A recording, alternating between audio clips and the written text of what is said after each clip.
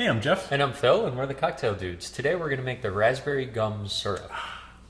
Delightful sweet syrup to use in your Clover Club. That's right. Or anytime you want a little raspberry flavor to your cocktails, right? Yeah. And what makes this syrup special is the gum arabic we're using, right? Exactly. It's not adding like any kind of flavor to it. What it does is it adds a different kind of mouthfeel. Yes. A little bit of viscosity, so the cocktail lingers on your tongue just a little bit longer, and it's delightful. It is. Right? We have our pineapple gum syrup, and we're working on some other ones now, so stay tuned. This is gum arabic, also called acacia gum, right?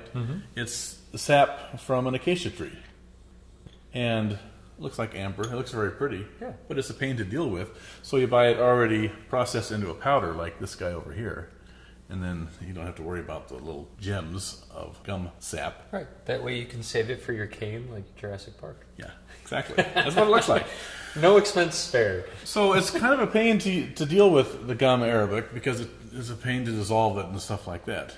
And that's why it fell out of favor. I mean, they were using gum syrups way before Prohibition. But because it just gives a mouthfeel and is a pain to use, it kind of fell out. You know, people don't make it anymore because it's a pain. Right. But try it, and we think you'll like it. If not, you can make a regular raspberry syrup. We have a video on that too. Right. Right. So it's quite simple. All you need are some fresh raspberries, some sugar, gum arabic powder, also called acacia powder, and some water. So in the countertop, in a medium-sized bowl, you want to add 2 ounces of gum arabic powder, and that's 2 ounces by weight. And on top of that, we're going to add 2 ounces by volume of water. And then stir that for 1 to 2 minutes with a fork.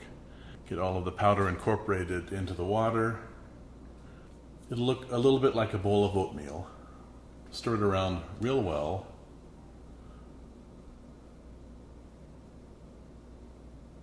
After that, you don't want to stir it again. Just cover it with saran wrap and leave it on the countertop overnight. The next day over at the range, in a medium-sized sauce pot, you want to add 4 ounces of water, 12 ounces of granulated sugar, and 8 ounces of fresh raspberries.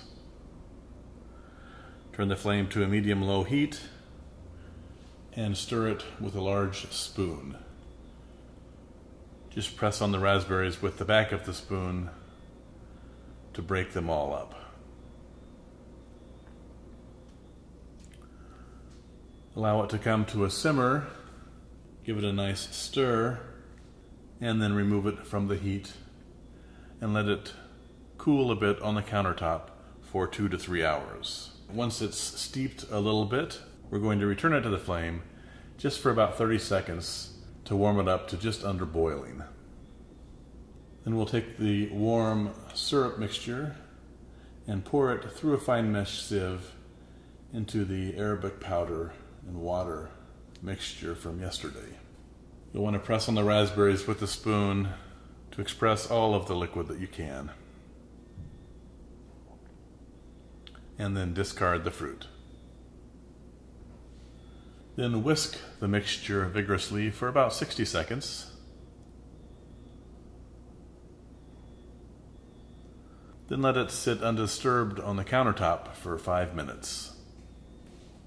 After 5 minutes, whisk it again, briefly, and then pour it into a clean bottle and cap it. And here we have our raspberry gum syrup. It yields about 2 cups, and it'll last in your refrigerator for up to 8 weeks. Enjoy. Cheers.